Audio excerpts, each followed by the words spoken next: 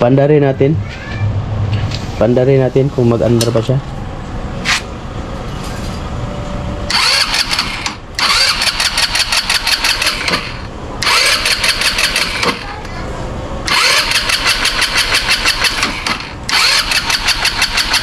Kaya mag-andar.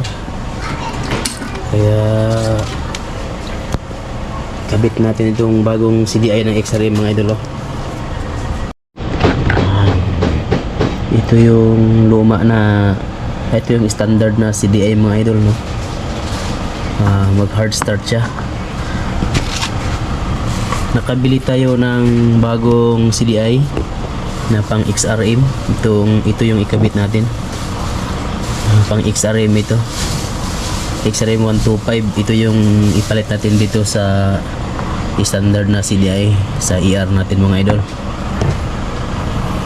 Tara, ikabit natin mga idol.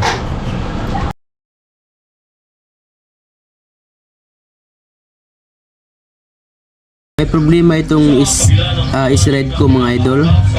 Ayaw talaga mag-andar. Isang araw kong pina-andar, ayaw talaga siya mag-andar, no. Ngayon naging okay na yung is-red ko. One click na. Tingnan nyo mga idol, oh. One click na siya, oh. One click na, mag-andar na siya. Yun. Dati matagal ko hindi talaga mag-andar siya kasi sira pala yung stator natin. Patay na ito mga idol, ha.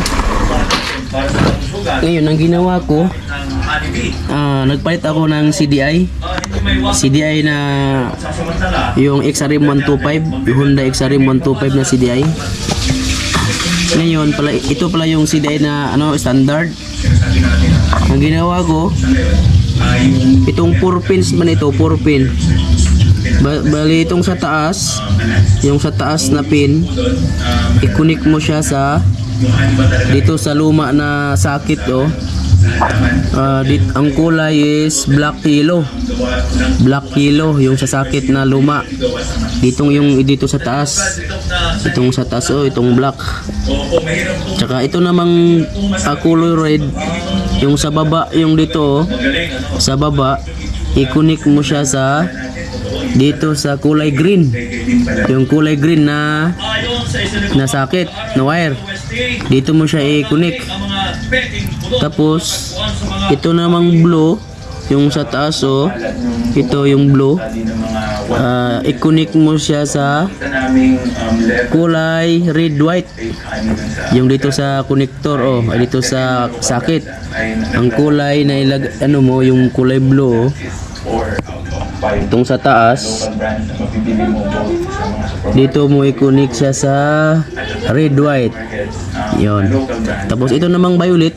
Itong violet, no, yung sa baba ito, i-connect mo siya sa dito sa kulay niya is red black, oh, red black.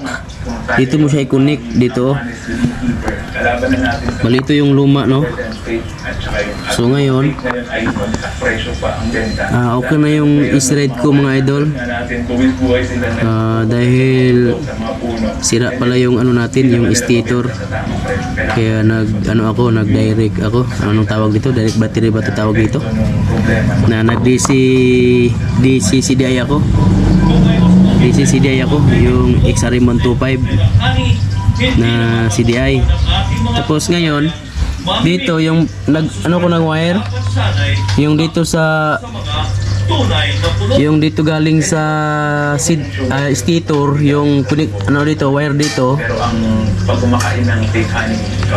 Nagkuha ako ng